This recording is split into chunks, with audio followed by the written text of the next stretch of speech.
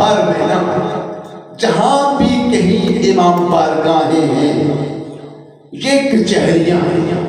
کس کی کچہریاں ہیں؟ اہل بیت علیہ السلام کی عدالت کی کچہریاں ہیں. اس کچہری میں بی بی پاک فاطمہ الزہرا صلوات اللہ علیہا کی عدالت لگتی ہے. اس کچہری میں میرے مولا حسین علیہ السلام کی عدالت لگتی ہے. تو سب سے پہلی چیز امام بارگاہ ہے. یہ کچہری ہے، یہ وہ پوائنٹ ہے، یہ وہ مقام ہے جس مقام پر اہل بیت علیہ السلام کے حق کی عدالت لگتی ہے. اور جو بانی مجلس ہوتا ہے میرے عزیزوں، وہ حق کے اہل بیت کا مدعی ہوگا. جگہ جگہ پہ شہروں میں عدالتیں ہو جاتی ہیں، عدالتیں ہیں، کچہریاں ہیں. ذرا میں اپنے بچوں اور جوانوں کو یہ بات سمجھانا چاہتا ہوں کہ اس کی عظمت کو سمجھیے. کچہری میں کوئی بانی مجلس بن جاتا ہے اور بی بی پاک فاطمہ الزہرا صلوات اللہ علیہا کے حق کے لیے عدالت لگاتا ہے. یہ عدالت کسی بانی نے لگائی ہے. اب وہ بانی مجلس مدعی ہے. مدعی کس کا مدعی ہے؟ حق کے فاطمہ الزہرا صلوات اللہ علیہا کا مدعی ہے. اور بی بی پاک فاطمہ الزہرا صلوات اللہ علیہا کے اوپر ہونے والے ظلم اور ستم کے خلاف اس نے دعویٰ دائر کر دیا ہے. کس نے؟ بولے آپ ذرا. بانی مجلس نے مدعی بن گیا ہے. پھر اس نے اپنے دعوے کو ثابت کرنے کے لیے علماء اور ذاکرین کو وکالت کے لیے بلا لیا ہے کہ آپ آئیں بی بی پاک کے حق کی وکالت پیش کریں. بانی مدعی بنا، ذاکر عالم خطیب کیا بنے؟ وکیل بنے. مدعی نے، بانی نے مجلس سے اہل بیت کا اہتمام کر کے سپیکر پہ اعلان کر دیا کہ دنیا والو، اہل بیت کے حق کے لیے میں دعویٰ کر رہا ہوں، مجلس مقرر کر رہا ہوں. مجلس عزا کا مطلب ہے تعزیتی بیٹھک. یہ بیٹھک لگائی ہے بانی نے، سب کو بلائے، سارے آ جاؤ. اب جو بھی اس مجلس میں آئے گا وہ حق کے زہرا کا گواہ بنے گا. جو بھی آئے گا. اب اپنی عظمت کو بھی سمجھیے. کوئی ایرا غیرہ آ نہیں سکتا ہے.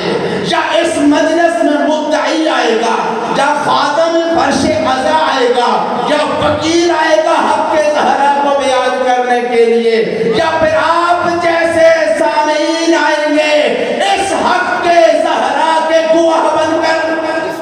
ایک صلوات پڑھ لیں بر محمد و آل محمد. اللہم صلی اللہ اکبر. نعرہ رسالت یا رسول اللہ. نعرہ حیدری نعرہ صلوات. اللہم صلی علی محمد و آل محمد. تو عزیزان گرامی، یہ مجلس سے عزا ہے، یہ بیٹھک ہے، بیٹھک تعزیت، یہ جرگہ ہے. اللہ اکبر. یہ کیا ہے؟ یہ جرگہ ہے، یہ عدالت ہے. کس کی عدالت ہے؟ حضرت فاطمہ الزہرا صلوات اللہ علیہا کے حق کی عدالت ہے. یہ عدالت یہ ثابت کرنے کے لیے لگائی گئی ہے کہ بی بی سچی ہے، صدیقہ کبریٰ ہے. یہ عدالت اس لیے لگائی گئی ہے کہ بی بی کے اوپر جو ظلم و ستم ہوا ہے، ہم رو رو کر اس ظلم و ستم کی مذمت کرتے ہیں اور اس ظلم کے خلاف آواز احتجاج بلند کرتے ہیں. یہ عدالت. پاک تیرا بی بی پہ بواز بلند سر صلوات.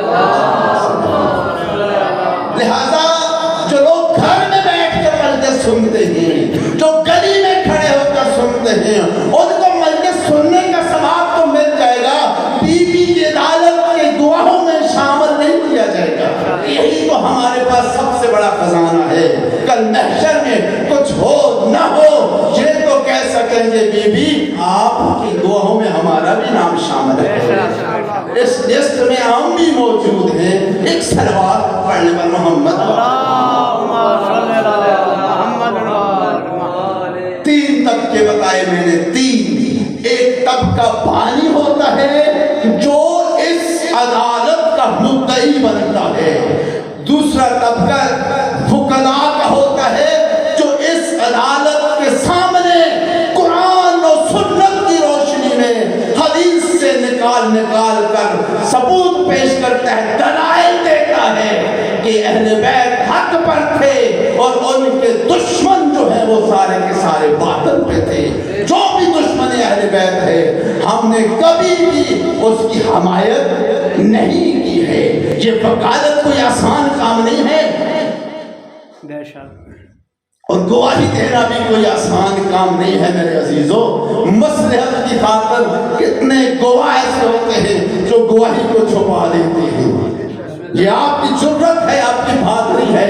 امام حسین علیہ السلام کے گھر میں امام بارگاہ میں حاضر ہوتے ہیں، بی بی پاک کی مجلس میں آ کر دنیا کو یہ بتاتے ہیں کہ ہم یہ گواہی دینے کے لیے جا رہے ہیں کہ صدیقہ فاطمہ الزہرا حق پر ہے۔ ایک صلوات پڑھنے پر محمد والا اللہم صلی علی محمد۔ بانی مدعی ہو گیا، ذاکر خطیب وکیل ہو گئے، اور جو آپ حضرات تشریف فرما ہیں وہ اس دعویٰ کے گواہ بنے، جج بھی ہوتے ہیں، کیونکہ جج کے بغیر تو عدالت مکمل ہی نہیں ہوتی ہے۔ اس عدالت عالیہ کا جج کون ہے؟ عزیزان گرامی، یہ ایسی عدالت ہے کہ اس عدالت کا جج ہر زندہ ضمیر انسان ہے۔ اللہ اکبر، توجہ، ہر زندہ ضمیر، بس وکیل وکالت کرتا ہے، حق کے زہرا میں قرآن بیان کرتا ہے، روایت بیان کرتا ہے، حدیث بیان کرتا ہے، بی بی کی عظمت بیان کرتا ہے۔ اب جو زندہ ضمیر ہوگا، جو باز ضمیر ہوگا، بی بی کے حق میں فیصلہ سنائے گا، حق کو قبول کرے گا، اور جو بے ضمیر ہوگا، بے ضمیر ہوگا، حق کو جان تو لے گا مگر قبول نہیں کرے گا، حجت اس کے لیے بھی تمام ہو جائے گی۔ کل محشر میں وہ یہ نہیں کہہ سکے گا مجھے تو پتہ ہی نہیں چلا ہے۔ بس یہی فلسفہ ہے اس مجلس سے قضائے فاطمہ الزہرا صلوات اللہ علیہا کا اور مجلس حسینی کا، کہ ہم حق بیان کر کے دنیا والوں کے سامنے حق رکھتے ہیں۔ اب کوئی محمد کی ذات پر بواز بلند تر صلوات۔ میں اب کوئی بے ضمیر ہی ہوگا کہ جو قرآنی دلائل کو سن کر سمجھ کر پھر بھی قبول نہ کرے۔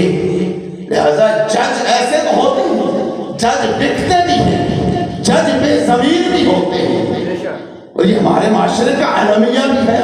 خود ہم خود بشمول میرے کتنے لوگ ایسے ہیں کہ جو یہ حق سن کر ضمیر کی عدالت میں یہ فیصلہ کر کے آئے ہیں، علی حق ہے، زہرا حق ہے، حسن حق ہے، حسین حق ہے۔ علامہ امینی بہت بڑی شخصیت ہے، صاحب الغدیر، انہوں نے الغدیر کو لکھا ہے، انہوں نے اپنی ساری زندگی صرف ایک حدیث کے لیے صرف کی ہے۔